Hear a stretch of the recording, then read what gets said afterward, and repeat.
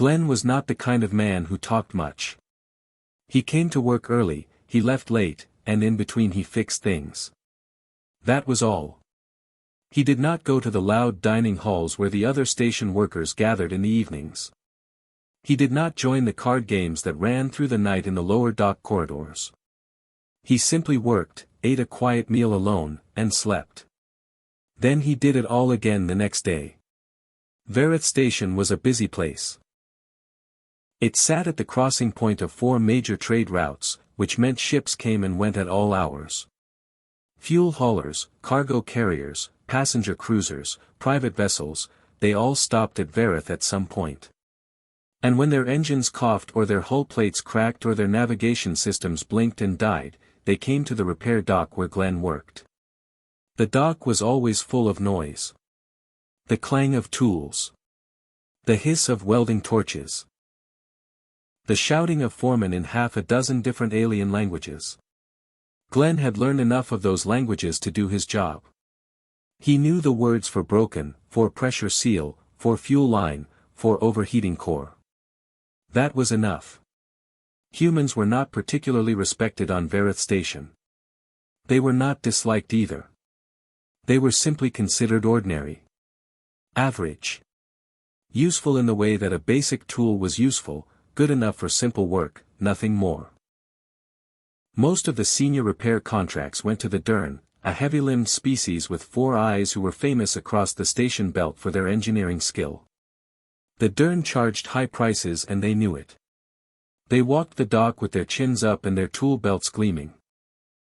Glen worked in the far corner of the dock, in a bay that smelled of old engine oil and metal shavings. His tools were not gleaming. They were worn and scratched and very well used. But he knew every one of them by weight and feel, and he never reached for the wrong one. It was on a quiet afternoon, during the slow hour between the midday rush and the evening arrivals, that Glen first saw the girl. She was standing at the edge of Bay 12, which was one of the open public bays where independent owners could bring their vessels for self-repair or to seek quotes from passing mechanics. Glen had no reason to be near Bay 12 that afternoon. He had simply taken a longer route back from the parts store because the usual corridor was blocked by a cargo delivery. The girl was small. She was Velrani, which Glen could tell from the 4 slim arms and the pale blue tint of her skin. The Velrani were known on the station as a proud and graceful people, deeply devoted to speed racing the way some species were devoted to art or science. This girl looked young, perhaps 14 or 15 in human years, though it was hard to be certain with Velrani. Her lower mobility brace, a mechanical frame that wrapped around the lower half of her body and helped her move, was dented and worn. It hummed unevenly as she shifted her weight. In front of her sat a racing pod. It was old. Glen could see that from 10 meters away. The hull plating was mismatched, different panels from different years, bolted together without much care. The rear thruster housing was cracked along one side and patched with a sealant that had clearly dried wrong. One of the lateral fins was bent at an angle that would make steering at any real speed nearly impossible. The entry hatch sat slightly crooked in its frame. Glen stopped walking. He watched the girl for a moment. She was looking at the pod with an expression that was hard to read. Not hopeless, exactly. More like a person who had been told no so many times that they were trying to remember why they had started asking in the first place. 2 Dern mechanics walked past the bay, glanced at the pod, and kept walking. One of them said something to the other in their own language and they both made a sound that Glen had learned, over the years, meant laughter at someone else's expense. The girl heard it. She looked down at the ground for a moment, then looked back up at her pod. Glen walked into Bay 12. He stopped beside the pod and looked at it carefully. Up close it was even more worn than it had appeared from a distance. But Glen was not looking at the worn parts. He was looking at the frame underneath, the core structural lines, the positioning of the engine housing, the way the whole thing sat on the dock floor. Underneath all the bad patchwork and the mismatched plating, there was a design that he recognized. It was a Soral Series 3 frame. They had stopped making them 30 years ago. Most people considered them outdated. But Glen knew something about Sorol Series 3 frames that most people did not bother to know. They were built to last. And they were built to go fast, if someone understood how to talk to them properly. He crouched down beside the rear thruster housing and looked at the crack running along its side. He pressed 2 fingers gently against the surrounding metal and felt the give. "How long has this crack been here?" he asked. The girl blinked. She had clearly not expected anyone to speak to her. Certainly not a human. "About 4 months," she said. Her standard was careful and a little formal, the way it sounded when someone had learned it from lessons rather than from years of conversation. "Has it gotten longer?" She hesitated. "A little." Glen nodded. He stood up and walked around the pod slowly, looking at each section in turn. He did not touch anything else. He just looked, the way he had always looked at broken things, patiently, without judgment, trying to understand what the thing needed rather than what was wrong with it. "You want to race this?" he asked. "In the Verath Open," she said. There was something careful in her voice, as though she was waiting for him to laugh. Glen did not laugh. "When is it?" 17 days. He looked at the pod again. 17 days. He ran through the work in his head. The thruster housing. The fin. The hatch seal. The control interface, which he could already see was a standard model, not adapted for a 4-armed pilot with limited lower body response. That last part would take the most time. But it was also the most important. "My name is Glen," he said. The girl straightened slightly. "Sela. I work in Bay 4, Glen said. "If you can get this pod moved there by tomorrow morning, I will take a look at what it needs." Sela stared at him. "You are not going to charge me a quote first?" "No." "Why not?" Glen picked up his parts bag from the floor and slung it over his shoulder. "Because the pod deserves a fair look," he said simply. "And so do you." He walked back toward his bay without waiting for her answer. Behind him, he heard the soft uneven hum of Sela's mobility brace as she turned back toward her pod. And somewhere in that sound, quiet as it was, he thought he could hear something that had not been there before. Hope. The pod arrived at Bay 4 the next morning. Glen did not know how Sela had managed to move it on her own. The thing weighed more than it looked, and with her mobility brace working the way it was, pushing or pulling anything heavy would not have been easy. But when Glen arrived at his bay before sunrise, the pod was there, sitting in the middle of his workspace, and Sela was sitting on a crate beside it, waiting. She looked like she had not slept. Glen set his bag down, poured a cup of hot water from the small heater he kept on his workbench, and handed it to her without a word. She took it with 2 of her 4 hands and held it carefully. Then Glen put on his work apron, picked up his inspection light, and got started. He spent the first hour just looking. He went over every panel, every seal, every wire connection and fuel line junction. He tapped on hull sections with 2 fingers and listened to the sound they made. He opened the engine housing and shone his light inside and was quiet for a long time. Then he closed it again and sat on the floor beside the pod with a notepad and wrote things down. Sela watched him from her crate and said nothing. She seemed to understand that questions were not needed yet. By the end of that first evening, Glen had a list. It was a long list. But as he looked at it, he did not feel discouraged. He felt something closer to interest. The pod was difficult, yes. But difficult things had always made more sense to him than easy ones. He came back the next evening, and the one after that. Every day he worked his regular shift in Bay 4, fixing the vessels that came through on the dock's official roster. And every evening, when the last of the other mechanics had gone to their meals and their rest, Glen stayed behind and worked on Sela's pod. He did not tell anyone what he was doing. He simply did it. The thruster housing came first. He removed the cracked section entirely, sourced a compatible replacement from the station's salvage store, and fitted it with a reinforced seal that would hold under race pressure. He aligned the rear thrust angle 2 degrees lower than the original setting, which he calculated would give better stability at high speed on the kind of winding track the Verath Open used. Then the lateral fin. He heated the bent metal carefully, worked it back to true over the course of an evening, and rebolted it to the hull with a stronger bracket set. When he was done it sat perfectly level. He ran his hand along it in the dim light of the bay and nodded once to himself. But the part that took the most thought was the control interface. The standard interface in a racing pod like this was designed for a species with 2 arms and full lower body mobility. The pilot used hand controls for steering and foot pedals for thrust and braking. For most pilots this was natural. For Sela it was nearly impossible. Her lower mobility brace gave her limited and unreliable control of her legs. Foot pedals were out of the question. And two-handed controls meant that 2 of her 4 arms were doing nothing, which was a waste Glen found quietly unacceptable. He sat at his workbench for 2 full evenings doing nothing but drawing. He filled pages of his notepad with diagrams and measurements and small calculations. He thought about how Sela moved, which arms she used most naturally, how quickly she could reach from one side to the other, where her reaction time was strongest. He had watched her carefully during their evenings together and he had learned a great deal just by paying attention.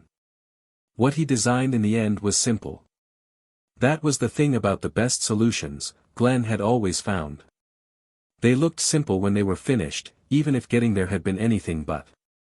He moved all thrust and braking control to a hand-operated system split across her 2 upper arms, one for power, one for slow. Her 2 lower arms handled steering through a pair of short grip bars mounted at a natural angle for her reach. The whole system was connected by new wiring that Glen ran himself, carefully and neatly, through the interior of the pod. He tested every connection twice. Sela came each evening and watched. Sometimes she asked questions and Glen answered them plainly. Sometimes they just worked in comfortable quiet, Sela passing him tools when he reached out a hand, learning quickly which one he needed without being told. It was during the 5th evening that the trouble started. 3 members of a rival youth racing crew came into Bay 4. They were Dern, young and broad and loud, wearing the colors of a team called the Verath Ironbacks, which was considered the favorite to win the Open's youth division. They looked at the pod. They looked at Glen. They looked at Sela. Then they laughed. "Still working on that wreck?" the tallest one said to Sela in standard. "You know there are entry standards, right? That thing will not even pass the safety check." Sela said nothing. She kept her eyes on the pod. "Seriously," another one said, leaning against the bay entrance with his arms crossed.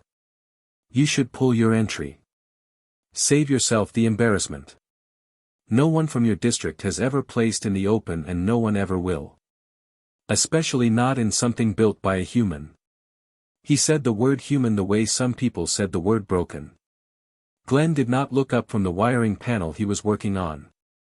He did not stop. His hands moved at exactly the same pace they had been moving before the 3 of them walked in. "The entry is already filed," Sela said quietly. Her voice was steady. "It is not being pulled." The tall one snorted. "Your choice." He looked at Glen's back. "Must be nice, having a charity case human fix your junk for free." Glen set down his wire tool, picked up a different one, and kept working. The 3 of them waited for a reaction. When none came, the energy went out of them somewhat. There was nothing satisfying about mocking someone who simply did not respond. After another moment they left, their footsteps loud in the corridor outside. Sela let out a slow breath. "You could have said something," she said. "I could have," Glen agreed. "Why didn't you?" Glen clipped a wire connection into place and checked it with his test light. It glowed steady green. "Because the pod will say it better," he said. Sela looked at him for a moment. Then she looked at the pod, at the clean new thruster housing, at the perfectly level fin, at the neat rows of new wiring running through the open interior panel. Something in her face settled. Not quite a smile. Something quieter than that, and more lasting.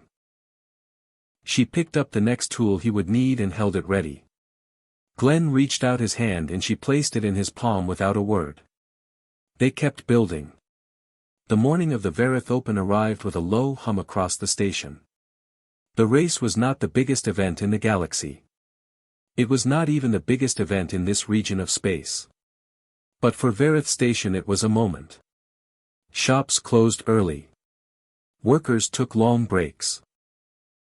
The viewing screens in every dining hall and corridor junction were switched to the race feed. People who had nothing to do with racing found themselves drifting toward the launch dock just to watch the pods line up. Glen arrived at the dock before sunrise. He had not slept much. Not because he was nervous, exactly. It was more that his mind had kept running through the pod systems the way it always did after he finished a build. Checking things in his head that he had already checked 3 times with his hands. The thruster angle. The control response calibration. The grip bar tension on the lower steering arms. He had gone over all of it the night before until Sela had finally told him to go and rest. She had stayed behind in the bay alone for a while after he left. He did not ask what she did in that time. He thought he knew. The launch dock was filling up quickly when he arrived. There were 12 pods entered in the youth division of the Verath Open. They sat in a long row on the pre-launch platform, their hulls polished and their teams moving around them in busy clusters. Most of the pods were new or nearly new. Bright colors, sharp lines, sponsor markings along the sides. The Verath Ironback's pod was at the far end, deep red with silver trim, clearly expensive, clearly fast. A small crowd had already gathered around it. Sela's pod sat near the middle of the row. Glen stopped when he saw it. He had spent so many evenings looking at it up close, in the dim light of Bay 4, surrounded by tools and wire offcuts and the smell of sealant, that he had not fully seen it the way a stranger would see it. Now, under the broad white lights of the launch dock, with the other pods on either side, he saw it clearly. It looked good. The hull was not new. It was not shining with expensive paint. But the lines were clean. Every panel sat flush and true. The rear thruster housing gleamed where the new section caught the light. The lateral fin ran perfectly level from root to tip.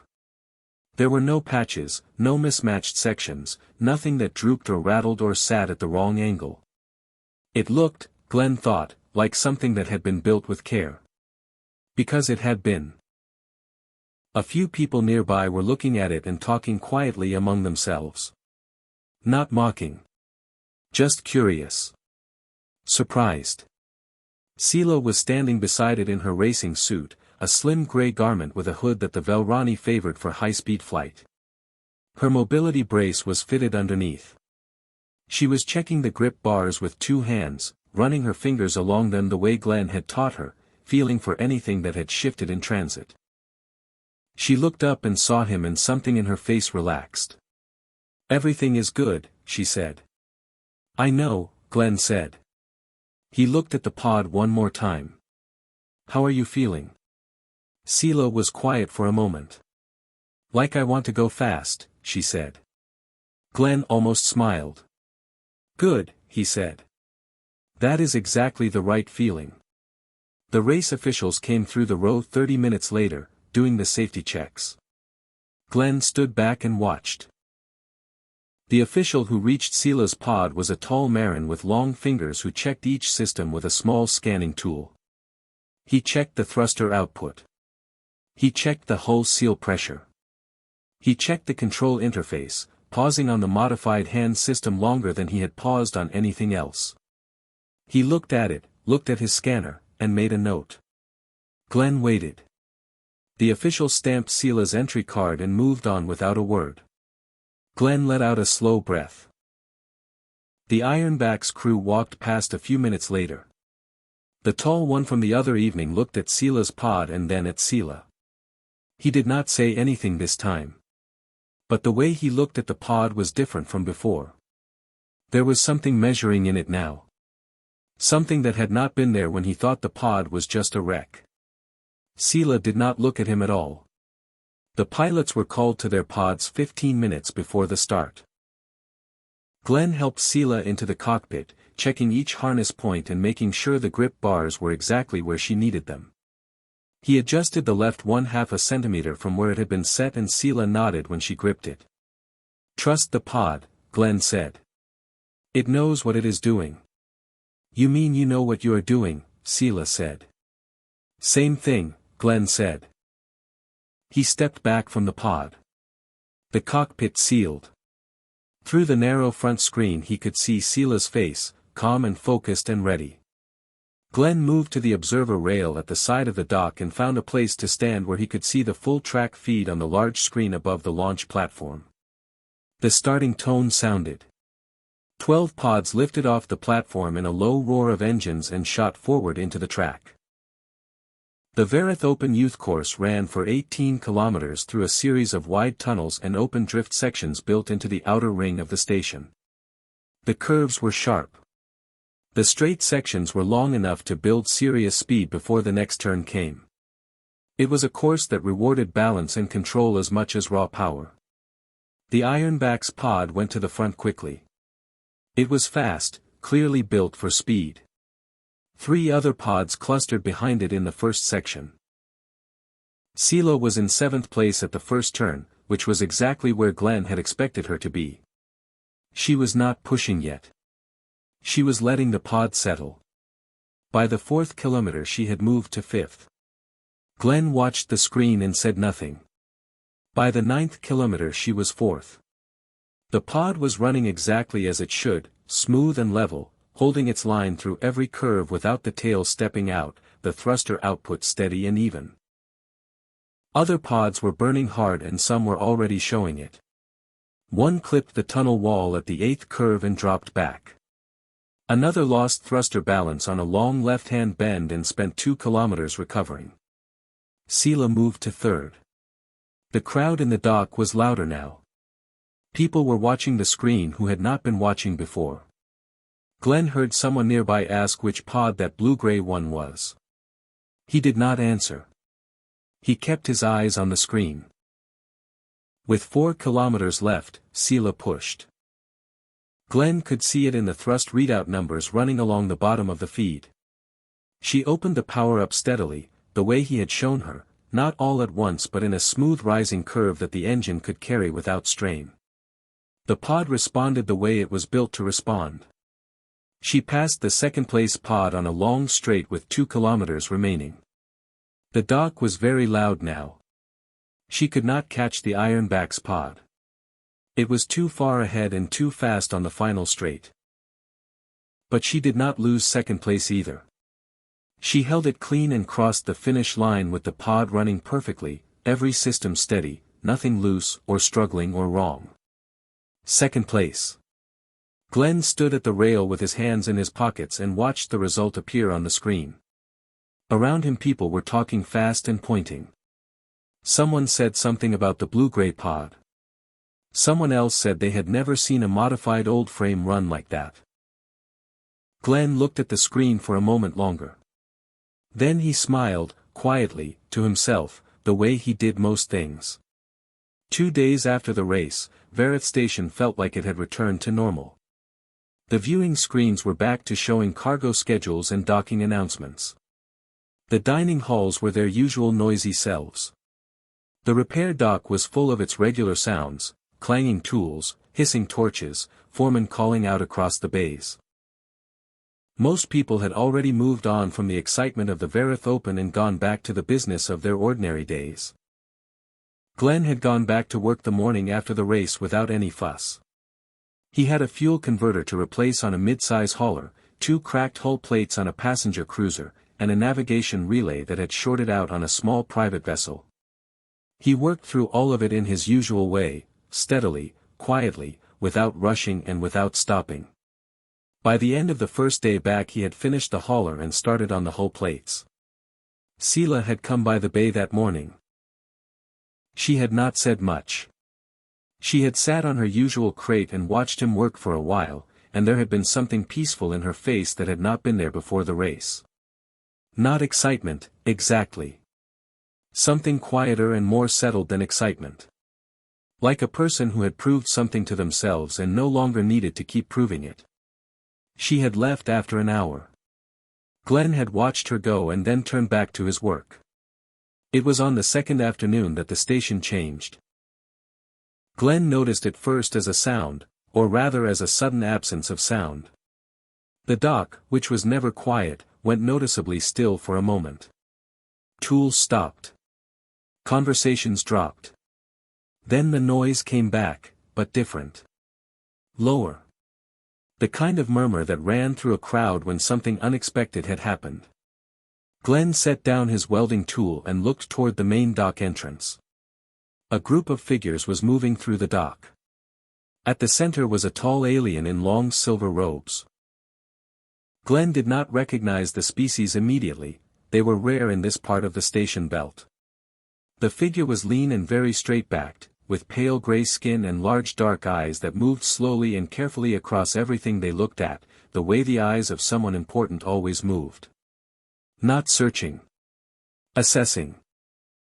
Behind the robed figure walked two attendants carrying slim data cases and a dock official from Verath Station's administrative level, which was 3 floors above the repair bay and a place Glen had never had reason to visit. The dock official looked uncomfortable, which was interesting. Verath Station's administrators did not usually look uncomfortable. The group moved through the dock slowly. The robed figure stopped at several points and looked at things. A vessel here, a piece of equipment there. Not touching. Just looking. The dark eyes took everything in with a calm and unhurried attention. Then the group stopped outside Bay 4. The dock official stepped forward and spoke to Glen. His name was Prent and Glen had spoken to him perhaps 3 times in 4 years, always about paperwork. "This is Counselor Drev," Prent said. His voice had the careful flatness of someone trying very hard to appear relaxed. "He is a senior representative of the Galactic Racing Conservancy. He has requested to speak with you." Glen looked at Counselor Drev. Drev looked back at him with those large dark eyes.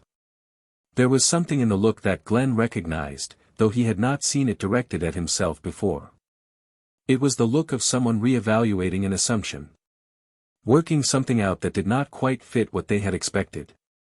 "You are the engineer who worked on the Velrani girl's pod," Drev said. His standard was perfect and unhurried, each word placed with precision. "Yes," Glen said. Drev's eyes moved to Glen's work apron.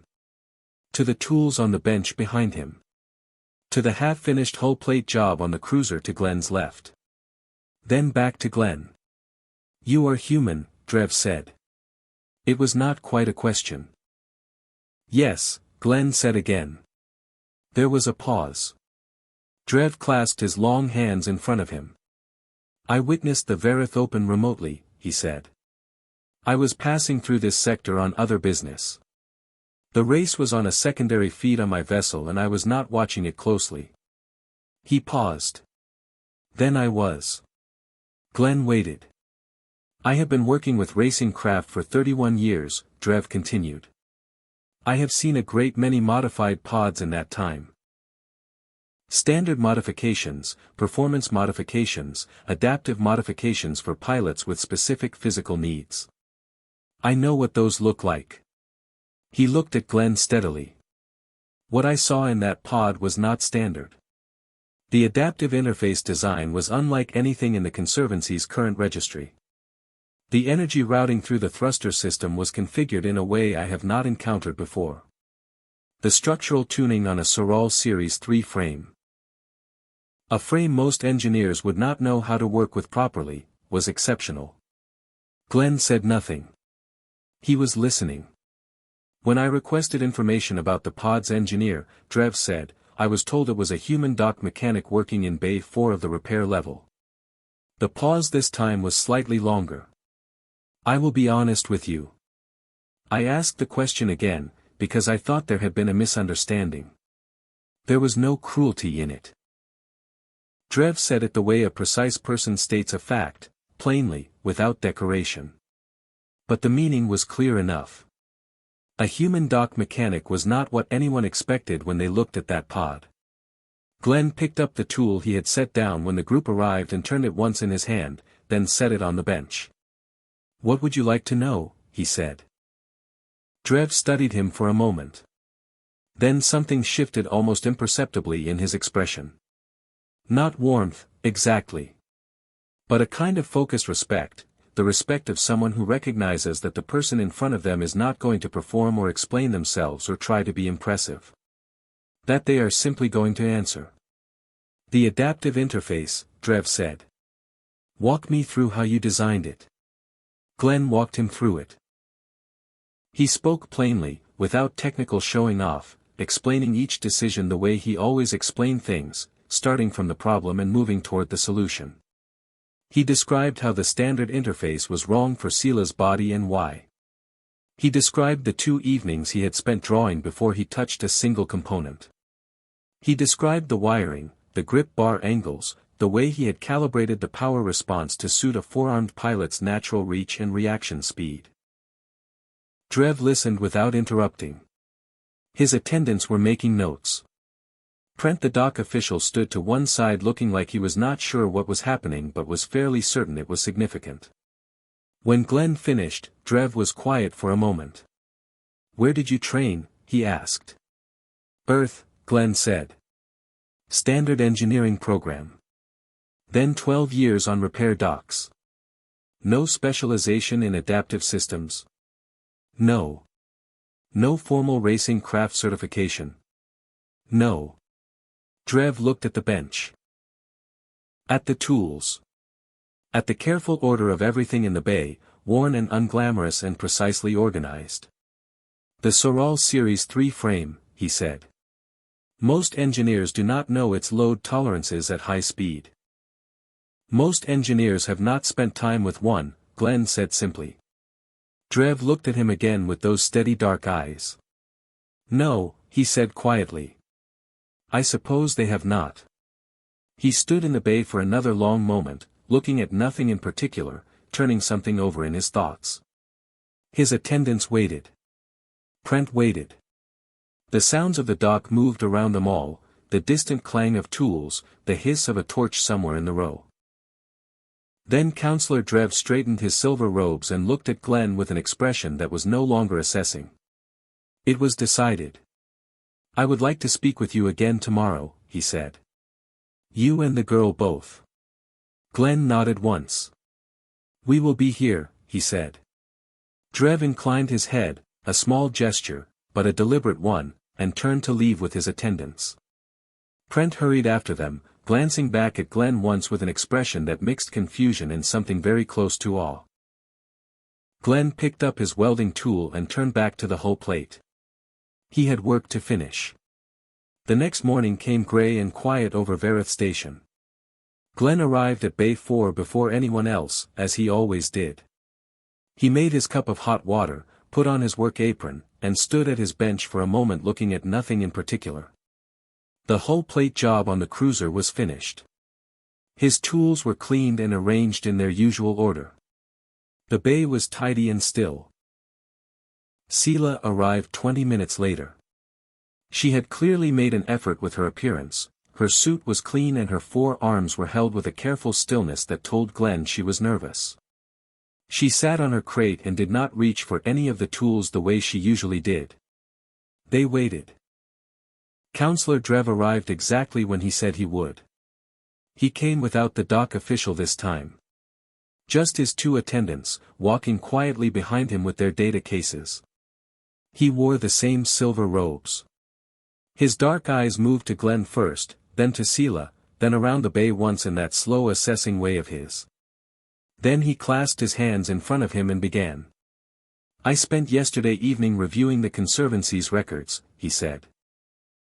"I reviewed the race footage from the Verath Open 3 times. I also reviewed the technical scan my attendants took of the pod during our visit yesterday. He paused. I want to be direct with you both, because I think that is the most respectful way I can speak to you. Glen nodded. Sela sat very straight on her crate. Sela, Drev said, turning his eyes to her. Your racing is not perfect.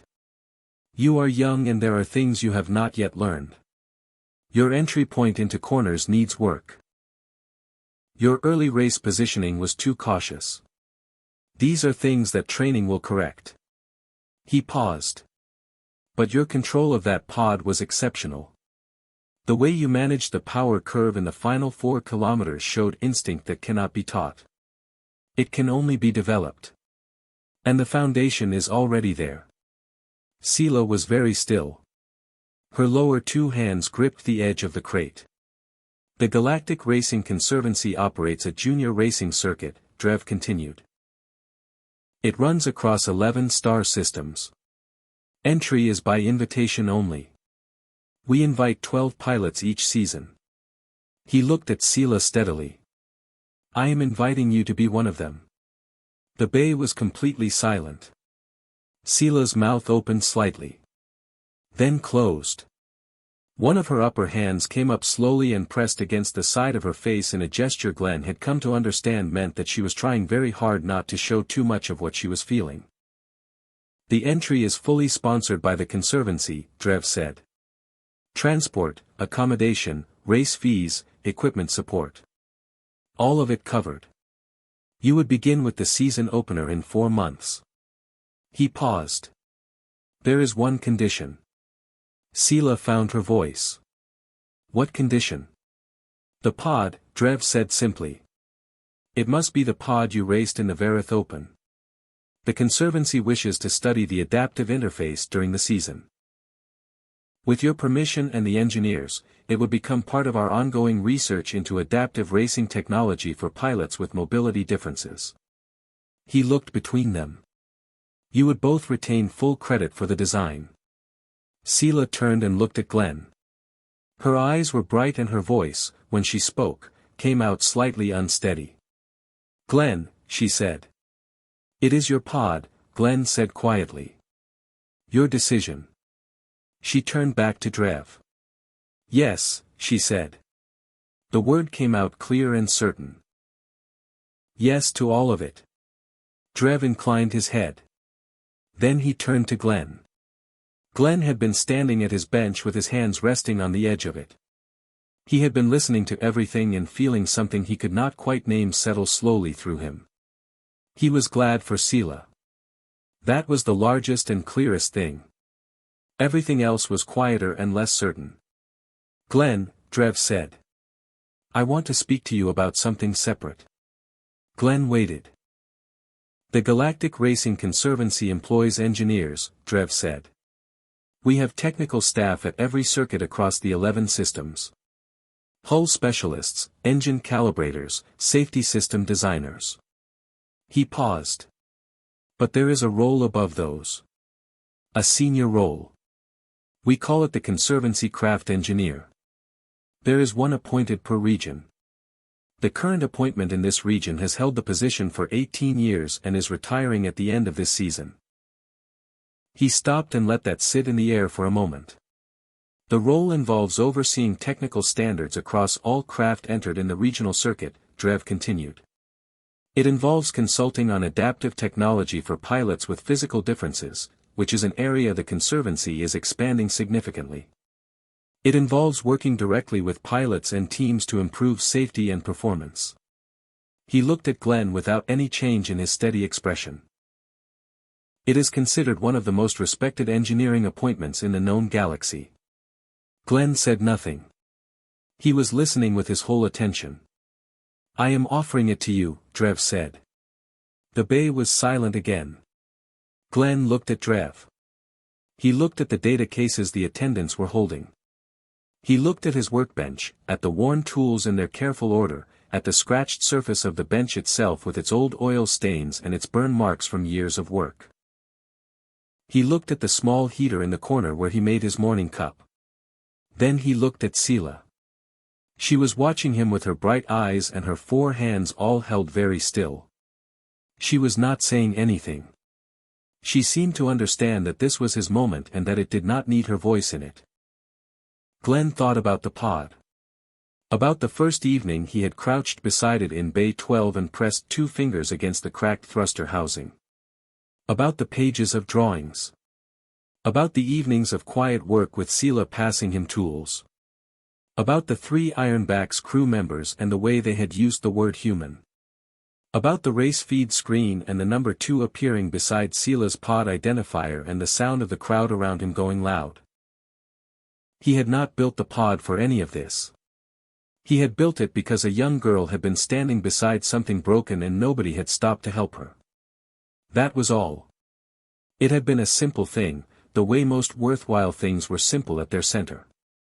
Yes, Glen said. The word came out the same way Sela's had. Clear and certain. Something moved briefly in Counselor Drev's expression. It was not quite a smile. But it was something genuine, something that had not been there when he first walked into the bay the day before and found a human dock mechanic in a worn apron.